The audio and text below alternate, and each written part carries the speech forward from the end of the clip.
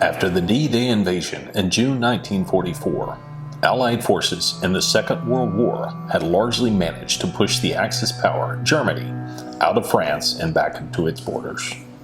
By mid-September 1944, the U.S. Army had fought its way to the Hurtgen Forest, a rugged area in northwest Germany, which by the time of the U.S. Army's arrival in early fall was cold, wet, and cloudy. Then, on September 14, 1944, the Battle of Hurtgen Forest began with an attack by U.S. infantry troops on German positions on the northern edge of the forest. The battle lasted 5 months and became the longest battle fought on German soil during World War II and the longest battle ever fought by the U.S. Army.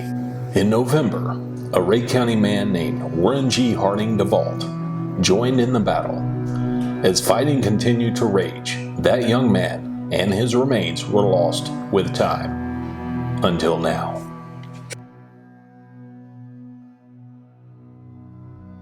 My name is Billy Gordon DeVault, and related to Warren G. Harding DeVault, my uncle, my father's brother.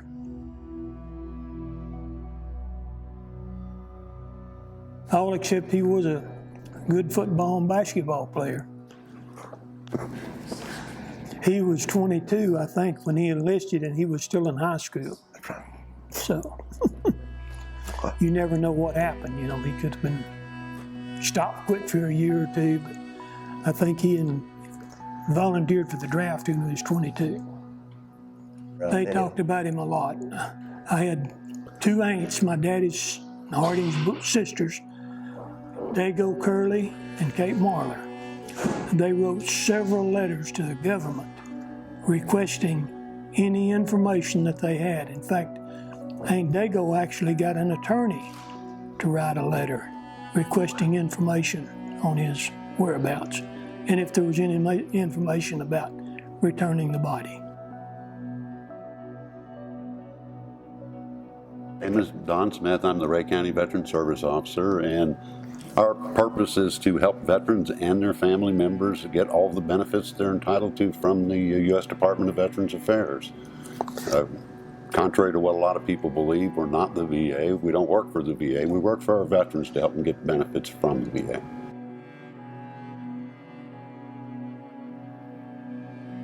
Defense POW Accounting Agency is the government agency that is responsible for identifying the remains of all of our missing in action.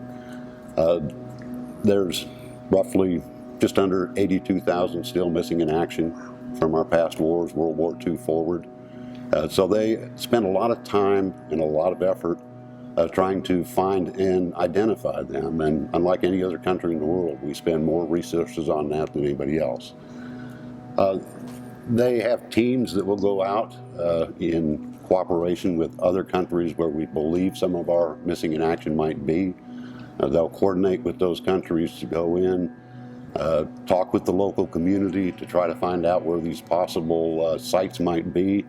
They'll do digs, just like archaeology digs, to try to find remains. If they do find them, then they go through the DNA process to make sure they're positively identified before they ever notify a family. It wasn't the case with Private DeVault. He was already buried in the Ardennes Cemetery over in Belgium. It was about 4 or 5 years after the war was over that they were able to go in and try to find all the missing action from some of the battles over there. A lot of them they could identify, a lot of them they couldn't. So they were buried in the Ardennes Cemetery as unnamed soldiers. A member of the Defense POW Accounting Agency got some information that led them to believe that unidentified soldier might be Mr. DeVault. So he contacted the American Battle Monuments Commission, which is responsible for maintaining, they're kind of the guardians of our overseas cemeteries and monuments. They got in contact with them. They asked him to disinter the remains and did the DNA testing, and that's how we got to where we are today. So they contacted Billy DeVault, got a DNA sample, and got confirmation that way. So it's a long process. That process started almost 3 years ago. So it's not something they do quickly because they want to make sure when they do that, that it is the correct person.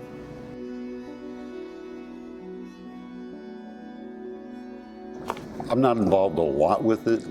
I've stayed in touch with Mr. DeVault, Billy DeVault, and also Tony Potter with the American Legion, who's helping with the family to coordinate all the activities that are going to happen on August the 14th and leading up to that when we have Private Warren Harding Vault's funeral. The only role I have played really is contacting the state to make sure the state is here and represented to present a flag on behalf of the governor. I haven't gotten any positive feedback from them yet, but I'm sure they'll be here.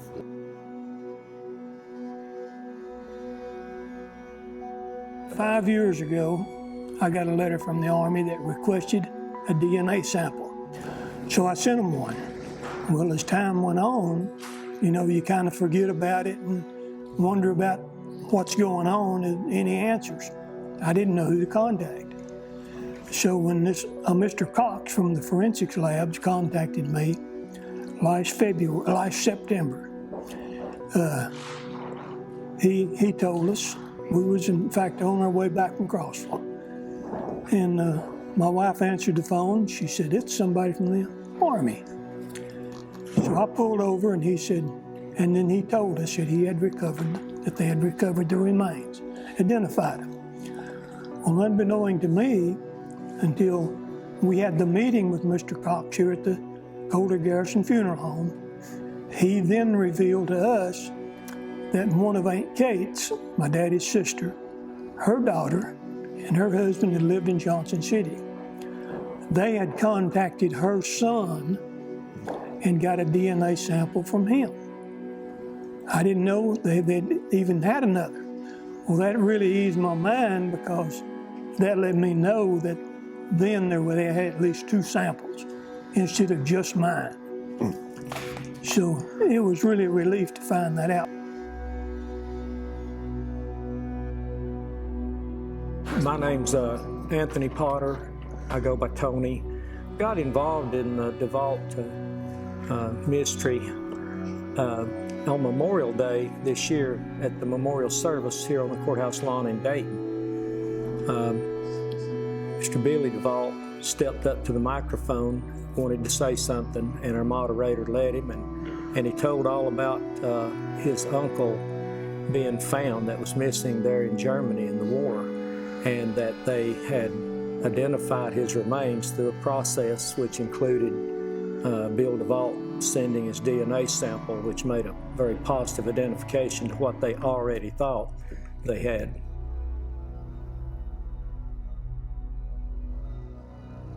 Well, Bill met with me after that Memorial Day service, and because he's a member of the American Legion, and I'm the commander here in Dayton, of Dayton Post 100, and he asked if we would help. And my wife does genealogy, and she's pretty good at it. So I said, sure, be glad to. So from that on, we just began corresponding, talking on the phone, and began to get things together. Had a meeting with people from the Army at the funeral home and discussed a lot of the details. And he gave a very good detailed report on the whole process of finding the remains and identifying the remains. It was a pretty lengthy process and went through a lot of different departments before it got down to where they called Billy's family and called him about it.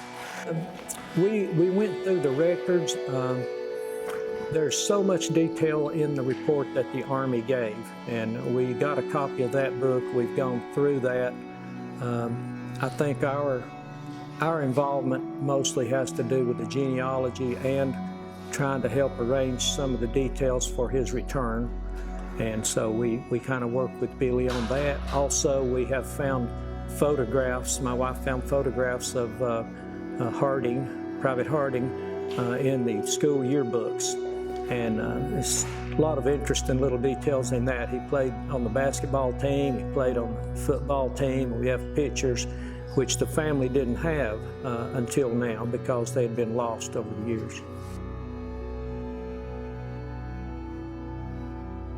I definitely want to be on hand for this. The service is going to be open to the public at First Baptist Church here. And I definitely want to be there just as a veteran and just to show support. to the family.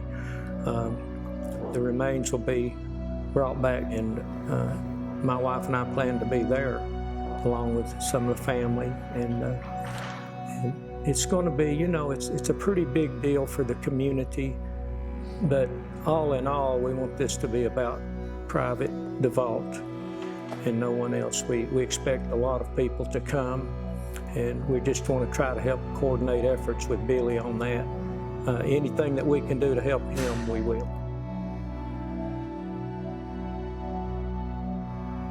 You can't live in a better country in the world than to know that the effort's being made to find them. It's an ongoing process. More time and resources is spent by our country to locate them and bring them home than any other country in the world. So don't give up. They're finding them all the time. They will continue to work, and hopefully their families will one day come home as well.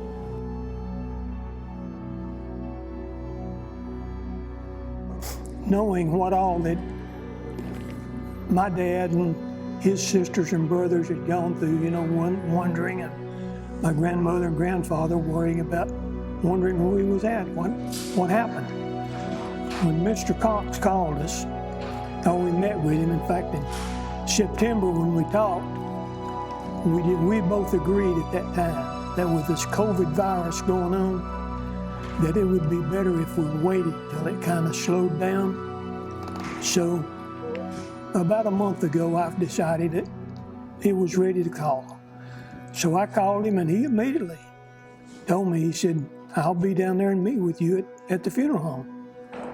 So he brought a sergeant from Fort Campbell, and myself and about 6 or 8 others met with him up there. And he sat and talked for about 3 hours, non-stop, and described to us what actually took place identifying the remains, how they recovered them, where they were in storage, and then when they brought them to the United States for final identification. At the Battle of Hurtgen Forest, it started in September of '44. The battle ended February of '45. So they could not get in to recover any bodies or any remains until February of '45. Wow. So there was over, I think he said, 8,200 people, soldiers that they couldn't identify. So they built a mausoleum, or Belgium did one, and that's where they put the remains. Of course, they marked them with numbers, and as they got samples that they thought that they would match, then they brought those remains to Nebraska to the forensics lab. And I believe it said that they identified through a tooth his DNA. That's where he got their DNA sample. Wow. And then they proceeded with it and he gave us a book. I'm telling you, the book is about this thick, describing the battles, how they proceeded with each step in identifying the body. It's really interesting to read. So he described it to us in pretty good detail.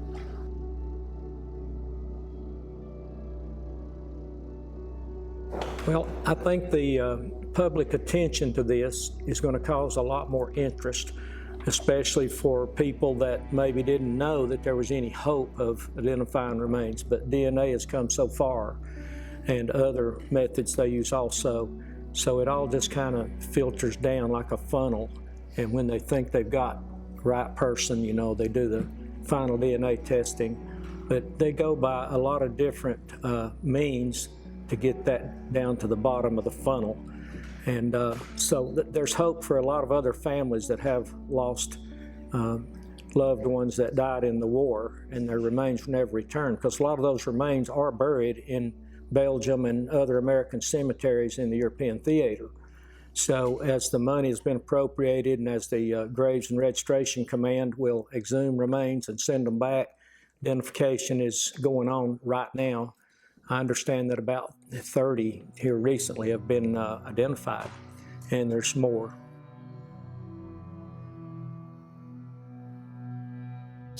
bringing home one of our brothers. That's what it is. You want to know, if you are a member of the military, that if something like that ever does happen to you, that every means possible is going to be extended to make sure you're brought home for your family and for your nation. So, is it important? Yeah, it's important. Is 79 years later too late? No, it's not. It's bad enough for a family when they lose a service member, when they're killed in action somewhere. It's just an unbelievable amount of grief. But for those that just get that report that they're missing in action, they're left with so many questions. They don't know where they're at. They don't know what happened to them. And so that's a year after year grieving process with no closure. So it's important to get the closure.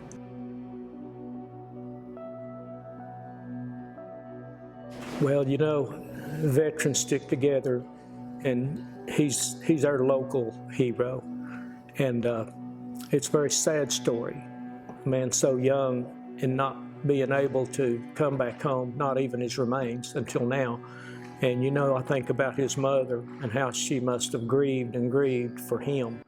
After 77 long years of being lost with time, Private Warren G. Harding DeVault found his way home and will be laid to rest in Rhea County,